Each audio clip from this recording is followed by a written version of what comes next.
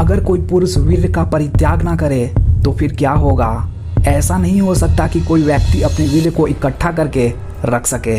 वीर्य एक ऊर्जा है, पावर है, एनर्जी है, ताकत है और ऊर्जा का कार्य है बहना। किसी भी तरीके की ऊर्जा को ज़्यादा समय के लिए स्टोर करके नहीं रखा जा सकता। वीर्य इस संसार की सबसे ताकतवर ऊर्जा है, जिसकी कुछ बूंद में ही सृष्टि का निर्माण करने की क्षमता है। लेकिन ऊर्जा दो तरह से बह सकती है, नीचे और ऊपर।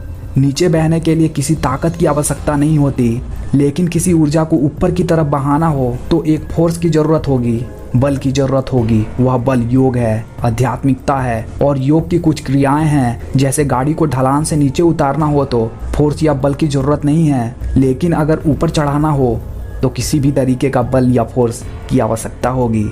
उसके बिना वह ऊपर नहीं चढ़ेगा। वीर्य का निर्माण शरीर के अंदर 24 घंटे होता है। अगर आप उसका निष्कासन नहीं करेंगे तो वह अपने आप बह जाएगा, क्योंकि ऊर्जा को नीचे बहने के लिए किसी फोर्स की जरूरत नहीं होती।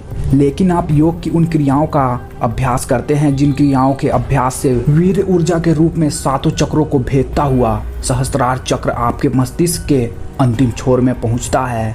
महर्षि पतंजलि जी ने सबसे आसान योग अष्टांग योग बताया है। योग की उच्चतम श्रेणियों को प्राप्त करने के लिए उससे आपकी ज्ञान इंद्रियां और कर्म इंद्रियां आपके वश में होती है और आप एक ऊर्जावान आध्यात्मिक एक सुपर पावर बन जाते हैं। यह ब्रह्मचार्य के बिना असंभव है। कुछ लोगों का मानना है कि घड़ा भरेगा तो छलकेगा भी। अगर हम किसी घड़े में तेल या घी डालते रहते हैं और अगर ऊपर बत्ती से उसको जलाते रहते हैं तो घड़ा कभी भी भर के छलकेगा नहीं, बल्कि प्रकाश और ऊर्जा पैदा करेगा। अगर हम बत्ती नहीं जलाएंगे, उसको ऊर्जावान नहीं करेंगे तो उसका नष्ट होना निश्चित है।